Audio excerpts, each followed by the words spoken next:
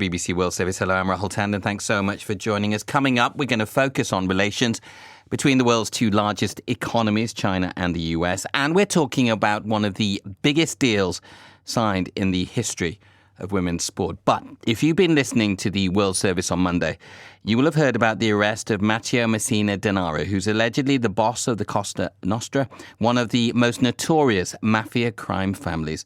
On the streets of Palermo in Sicily, where the arrest took place, there were celebrations. Bravissimi, bravi. The city's former mayor, Luca Orlando, who fought the mafia throughout his political career, says that the arrest marks a change in Italian attitudes towards the crime organisation. A fantastic day, but in this moment, I need to remember the so many victims of the mafia boss in long years, and I wish to say the reaction of the people of Palermo, just with applause to the Carabinieri. This is just a confirmation that Palermo is culturally really deeply changed. But how much impact does the mafia still have on Italy's economic life? A question for Sergio Nazzaro, an expert on organised crime and a former spokesperson for the president of Italy's Anti-Mafia Commission. But first, he gave me his reaction to today's news. I couldn't believe it, that it was real. You know, we are talking about Matteo Messina Denaro, the last boss of the mafia. Here in Italy, it's more than 30 years. Clearly a very significant day in Italy. Can I ask you how significant the mafia are when it comes to the Italian economy still? Do they play an important part in it? It's all about the money. It's just about the money, because money brings power, and power brings more money in.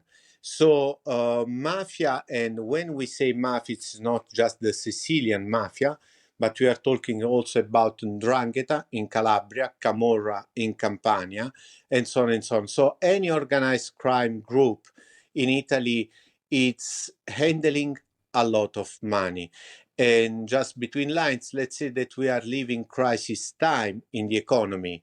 And so they can laundry a lot of money. So they are buying company, acquisition, and so on and so on. So we estimate all the time here in Italy that they are around 100 billion euros, 120 billion euros of criminal money going around in Italy. But of course, money has no borders. This money, as any organized crime groups, goes all around Europe, globally also. Is there a particular area that the mafia make their money from? Is it in drugs? Is it in extortion? All the fields that you just name it, but the main field is public construction, public tender, public administration, health system. When there was the COVID pandemic, they were wondering if the organized crime, the mafia, would, put the hands on the emergency. For example, the mafia was handling the public health sector from long time. And why this? Because in Italian public health sector, there are billions of euro, of course. So drugs, it's a main revenue and it's a big stream of money. So this is where we have to focus. It's all about the money. And this money goes in the legal system. And it's like a cancer. It's going to destroy the legal business, the honest enterprise, and so on and so on. Can I ask you a question about the growth of the mafia economically? Is its impact on the Italian economy growing or getting less, do you think? I believe it's growing. And it's growing because we are in this difficult time of hyperinflation. There is the electricity bill, it's very high.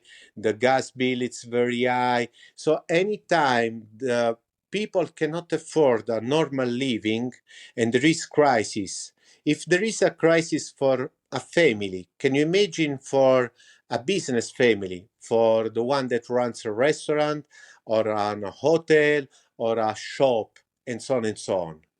If you need money and you go to the bank, are you sure you're going to get a loan from the bank? And you see where it comes, the clash of the idea, because I need that money to pay the people that works for me. I need the money to pay the bills because they are in crisis. I need money and sometimes have to go somewhere else to get this money. And this is a kind of free money in the beginning because, of course, they need, first of all, not just to get your business later on, but they need business all around to clean their money. An important day with the arrest of Matteo Messina Denaro. But how much impact will it have on the mafia's economic control? Let me rephrase that. An important day for Italy with the arrest of Matteo Messina Denaro. But how much impact will it have on the economic power of the mafia? I think no one, because Matteo Messina Denaro was more a symbol than an operative boss in this moment. He was a kind of an old mafia. Today, yes, of course, it's a big day in Italy. It's very important, but maybe it's also a distraction moment because Matteo Messina Denaro belongs to a moment where there were massacres, judges, policemen, that they were killed. There was a lot of noise, and we know that the business, the mafia, it's looking for silence. So it's an important day, but it's just a part of it. Because business, as usual, the business goes on. Sergio Nazzaro there giving his reaction to the economic power that the mafia still holds over sections of the Italian economy. Let's now look at the relations between the world's two largest